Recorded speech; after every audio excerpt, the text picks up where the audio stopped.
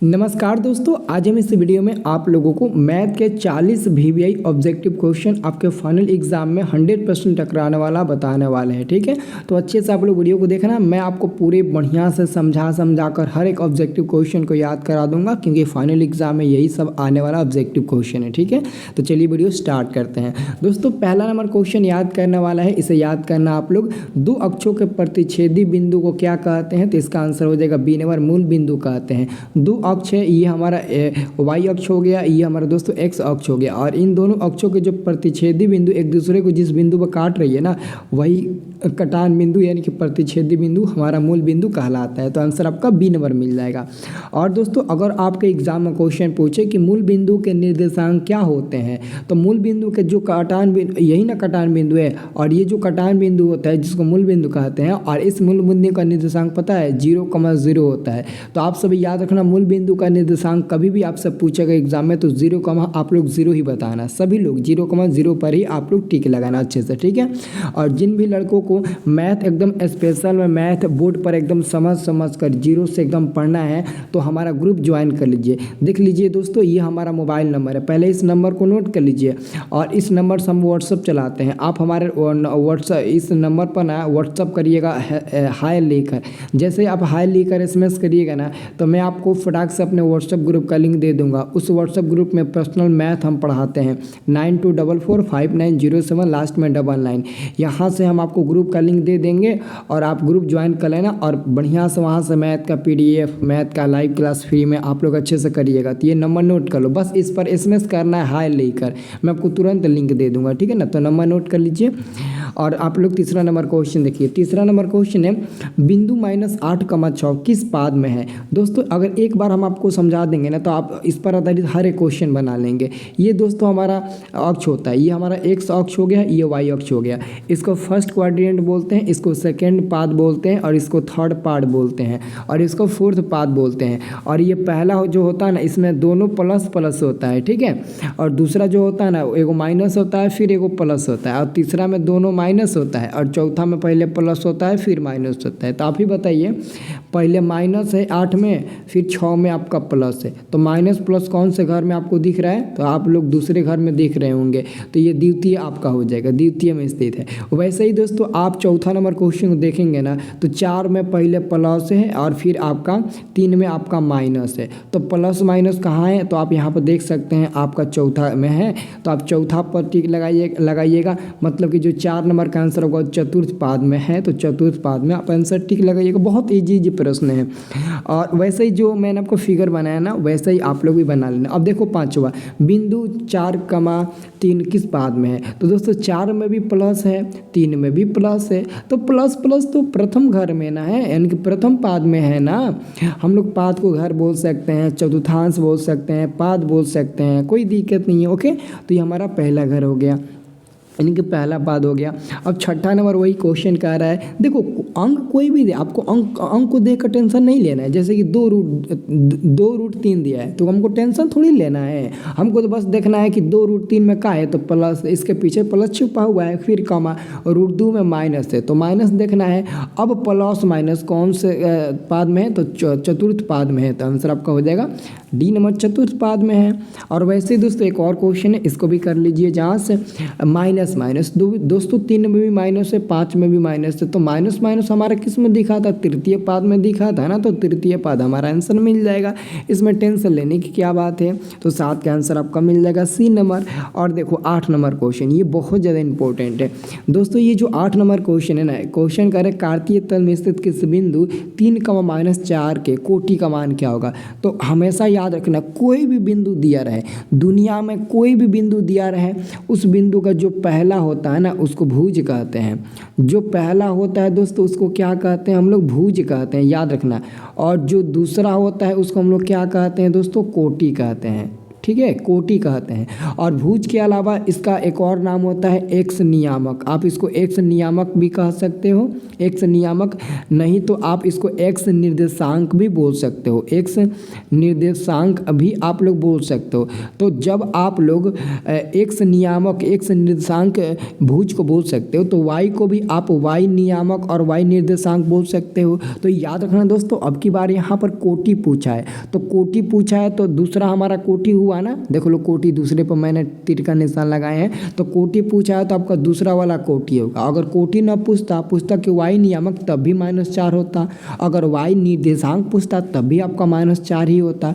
कोटि पूछे, वाई नियामक पूछे या फिर वाई निर्देशांक पूछे, आंसर तो एक ही होगा, सेम टू सेम, क्योंकि तीनों का एक ही नाम होता है। ठीक है, तो ये मैंने आपको समझा दिया ताकि आपको आगे दिक्कत ना हो।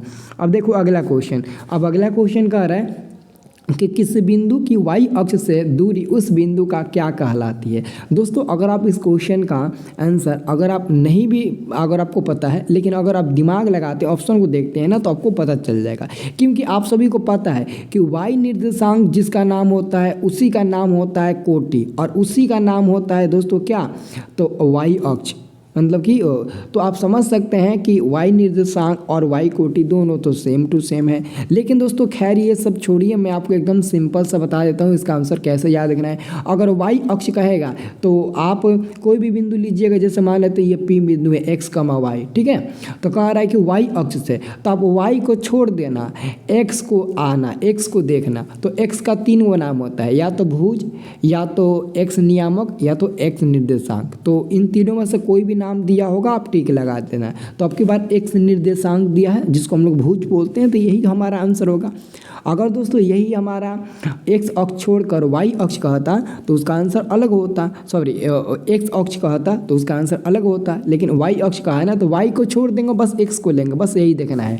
10 नंबर क्वेश्चन देख लीजिए, बिंदु किस बिंदु की एक्स अक्ष से दूरी, तो कोई बिंदु है पी एक्स कमा वाई, ठीक है, तो कह रहा है एक्स अक्ष से दूरी, तो जो कहेगा उसको छोड़ देंगे। तो अब की बार एक्स को कहा है तो एक्स को छोड़ देंगे और वाई में चले जाएंगे। तो वाई के 3 गो नाम होता है कोटि, वाई नियामक और वाई निर्देशांक। तो कोटि दिया है तो कोटि पर टिक लगा देंगे, जो दिया है उस पर टिक लगा देंगे। और 11 नंबर पूछा है कि भुज बताओ क्या होगा, तो -4,10 में पहला ही ना भुज होता है, तो भुज -4 है तो -4 पर टिक लगा देंगे। कोई दिक्कत है? अगर किसी को ना समझ में आए तो प्लीज़ कमेंट करके बताना, और हमारे इस वीडियो को लाइक कर चैनल को भी सब्सक्राइब कर लेना, बहुत बढ़िया से आपको समझाएंगे। ठीक है, अब तो बोर्ड पर आप लोगों को हम बताएंगे। अगला क्वेश्चन 12 नंबर कि बिंदु 6,10 में कोटि, तो कोटि तो दूसरा वाला होता है ना, तो कोटि दूसरा यानी कि 10 है, तो 10 पर टिक लगाइएगा। आंसर मिल गया ना सही, तो बिल्कुल मिल गया आपका 2 नंबर यानी कि बी नंबर।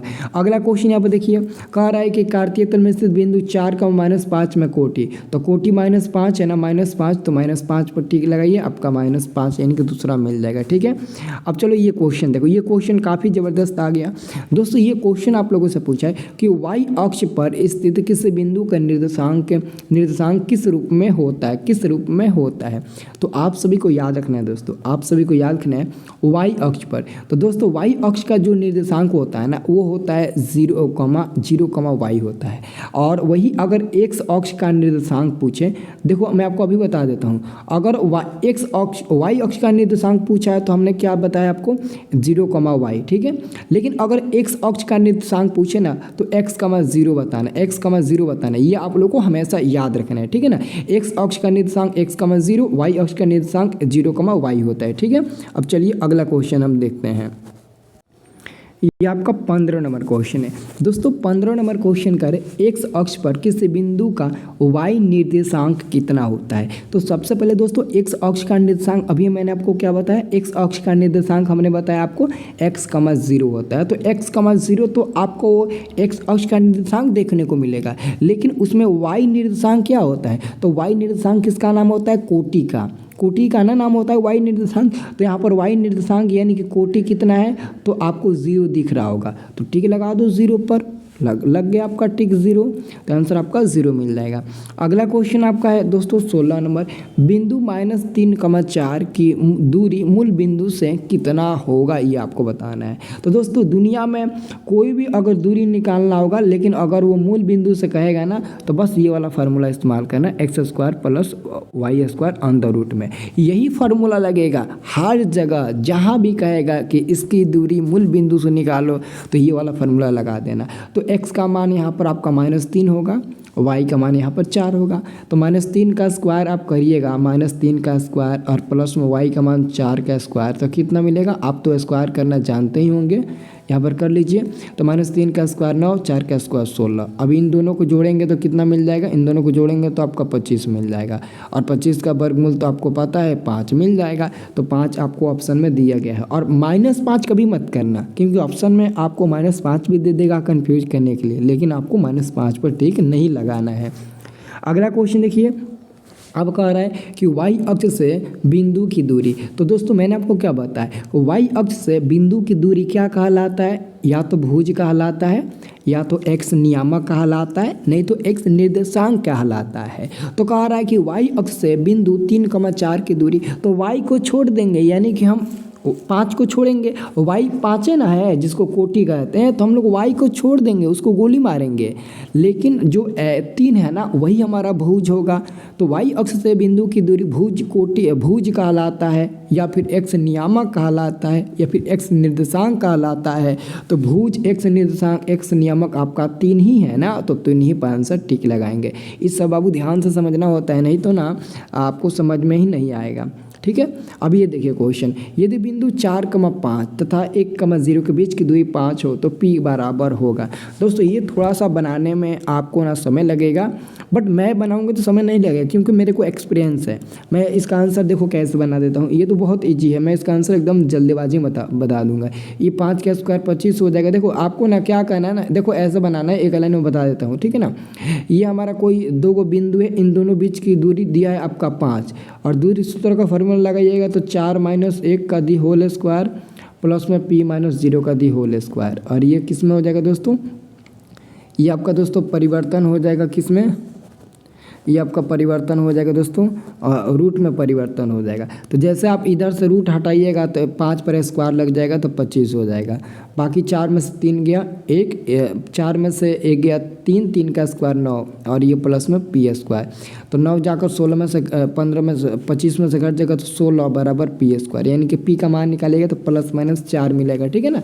इसको कॉपी पर अच्छे से बनाकर आपको समझा देंगे, नहीं तो अगर समझ गए होंगे तो बहुत अच्छी बात है, अगर नहीं समझाऊंगे ना फिर भी हम आपको समझा देंगे।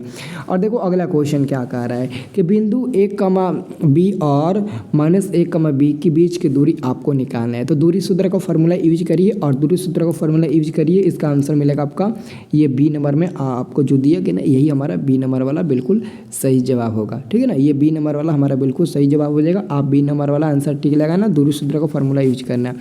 और दोस्तों एक क्वेश्चन है आपका, ये क्वेश्चन बहुत इंपॉर्टेंट है, बिंदु 2,3 एवं -2,3 के बीच की दूरी निकालना है। तो दूरी सूत्र का फॉर्मूला यूज करिए, 2 में से -2 घटाइएगा तो 4, 4 का स्क्वायर 16, और 3 में से 3 गया 0, 0 का स्क्वायर 0 मतलब खत्म, तो 16 को ही रूट में कर दो तो 4 मिल जाएगा आंसर। देख लो कितना ईजी है। ये सब दोस्तों एक्सपीरियंस की बात है, एक्सपीरियंस अगर है तो आप अच्छे से कर सकते हैं, ठीक है ना। तो दोस्तों इसका जो अगला वीडियो देंगे ना, उसमें आपको और बढ़िया से समझाएंगे। तो जिसको भी ये वीडियो पसंद आया ना, तो एक लाइक करना और कमेंट करके ज़रूर बताना, अगला वीडियो और बढ़िया से आपको समझाएंगे हम, ठीक है।